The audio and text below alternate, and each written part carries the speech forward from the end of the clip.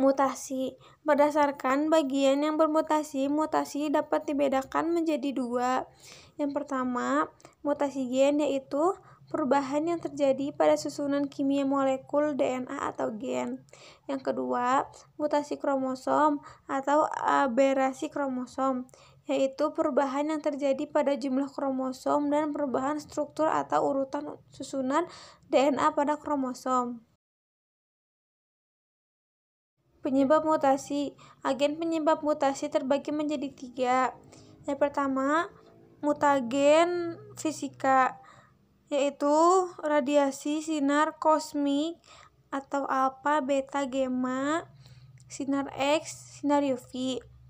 Berikutnya, mutagen kimia, kolkisin, antibiotik, alkohol, asam nitrit, aminopurin, alkilase, dan lain-lain.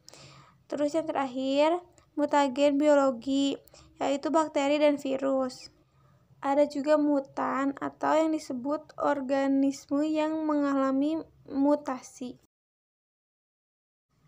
Berdasarkan letaknya, mutasi terbagi menjadi 1. Mutasi somatik. Terjadi pada sel-sel somatik. Mutasi somatik tidak diwariskan kepada keturunannya. 2. Mutasi germinal atau germline. Terjadi pada sel gamet sehingga diturunkan keturunannya. Mutasi gen atau genetik. Kelainan genetik adalah suatu kondisi di mana terjadi perubahan sifat dan komponen di dalam gen sehingga menimbulkan penyakit. Kondisi ini dapat disebabkan oleh mutasi baru pada DNA atau kelainan pada gen yang diwarisi dari orang tua. Berikut penyakit yang ditimbulkan akibat mutasi gen pada manusia. 1. Sindrom Turner. Sindrom Turner merupakan kelainan genetik pada perempuan karena kekurangan satu kromosom X.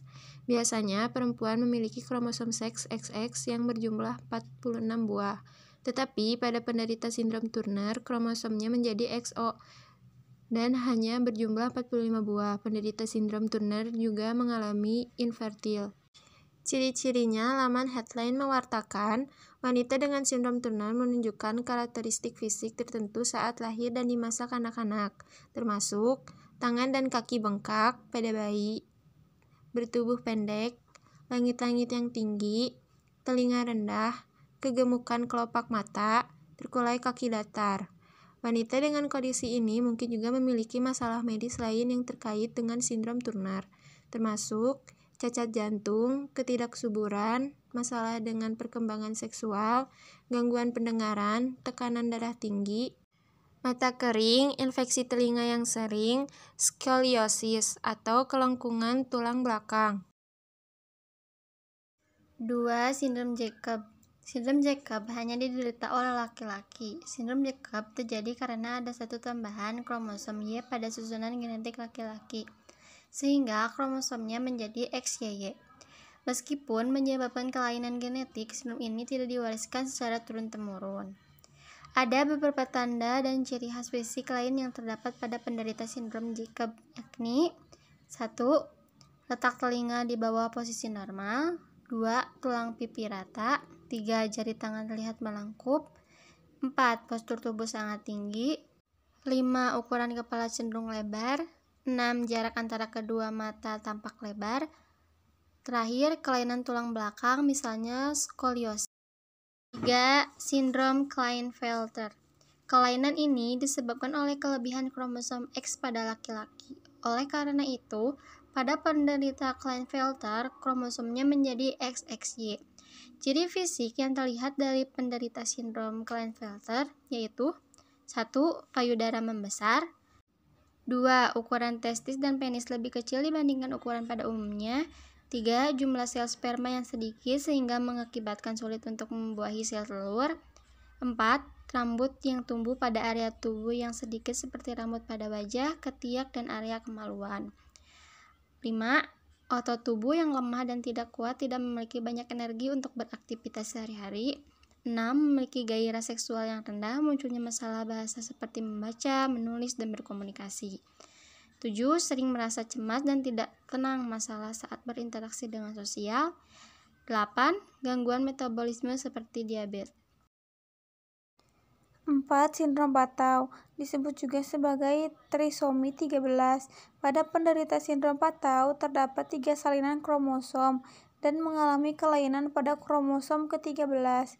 Selain itu, sindrom Patau merupakan kondisi genetik, sehingga penyakit ini hanya bisa diwariskan berdasarkan garis keturunan saja. Sebagai salah satu contoh, kelainan pada anggota gerak seperti jumlah jari kaki dan tangan lebih dari 5, kuku kecil, dan kaki datar. 5. Sindrom Edward masih termasuk kelainan pada kromosom. Kromosom yang mengalami kelainan pada sindrom Edward adalah kromosom nomor 18. Bayi yang terlahir dengan sindrom Edward biasanya bertubuh kecil dan terlihat lemah serta memiliki gangguan kesehatan atau kelainan fisik, contohnya bibir sumbat. 6. Sindrom meta-female. Sindrom ini sering juga disebut dengan sindrom wanita super, yang menyebabkan penderitanya menjadi berperawakan lebih besar dari perempuan pada umumnya. Hal ini disebabkan kelebihan kromosom X pada pengidapnya, sehingga penderita sindrom meta-female biasanya memiliki kromosom XX. Gejala sindrom super female sangat bervariasi. Sebagian penderitanya bahkan tidak menunjukkan gejala yang jelas, tetapi umumnya wanita dengan sindrom super female mengalami beberapa gejala sebagai berikut. 1. Tubuhnya lebih tinggi dari wanita lain seusianya, tapi umumnya tingginya tidak proporsional, tungkainya sangat panjang. 2. Mengalami kelemahan otot. 3. Mengalami kelainan jari atau jari melengkung. 4. Jarak antara kedua mata lebih lebar dari normal. 5. Memiliki kelainan pada ovarium. Tetapi umumnya perkembangan seksual dan kesuburan penderita sindrom super female normal. Hanya sebagian kecil yang mengalami gangguan perkembangan rahim atau sel telur. 7. Anemia sel sabit. Penyakit anemia yang terjadi akibat mutasi gen disebut penyakit anemia sel sabit. Pada pengidap anemia sel sabit, sel darah merah berbentuk bulan sabit, sehingga tidak mampu mengantarkan oksigen secara maksimal. Selain itu, bentuk sabit itu juga mempersulit pergerakan sel darah merah. Akibatnya merusak fungsi organ kelelahan. Salah satu cirinya yaitu tangan dan kaki membengkak.